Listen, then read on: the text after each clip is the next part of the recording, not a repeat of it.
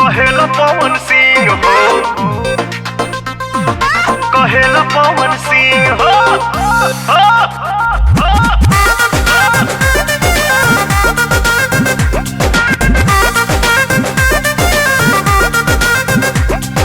बना तू दिहले बाड़ू सबके अपन प्रेम दीवाना हो, अपन प्रेम दीवाना हो।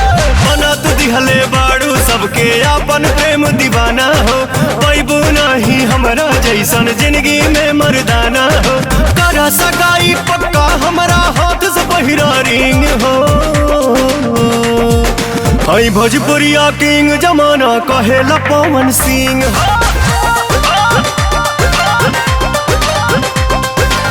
भोजपुरिया किंग जमाना कहेला पवन सिंह हो। ब्यूटीफुल बॉडी बा तोहर सेक्सी सेक्सी लुक हो।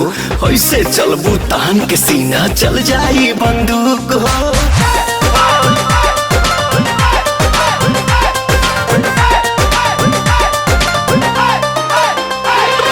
नाभि के नदिया से अखिया हटेल नहीं प्यारी हो। गोर देह गदराइल बाड़ू करे परी रखबारी हो, करे परी रखबारी हो।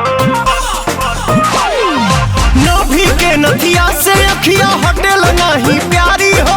गोर देह गदराइल बाड़ू करे परी रखबारी हो, करे परी रखवारी हो, करे परी रखवारी हो। हमके लफुआ मत बूझा तू हकील नहीं डींग हो। हई भोजपुरिया किंग जमाना कहेला पवन सिंह हो। भोजपुरिया किंग जमाना कहेला पवन सिंह हो।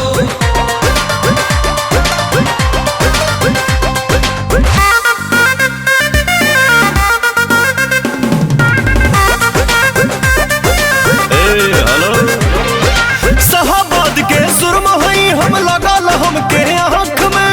अपना बाप से कह दो शादी हो जाए बैसाख में, हो जाए बैसाख में, हो जाए बैसाख में। शाहबाद के सुरमा हई लगल हमके आँख में। अपना बाप से कह दो शादी हो जाए बैसाख में, हो जाए बैसाख में, हो जाए बैसाख में। अभी ये मांग भराला मत करवाबो तू वेटिंग हो। हई भोजपुरिया किंग जमाना कहेला पवन सिंह हो।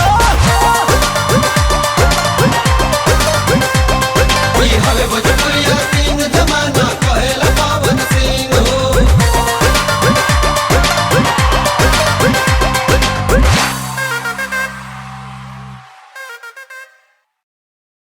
करा सगाई पक्का हमरा हाथ से पहिरा रिंग हो।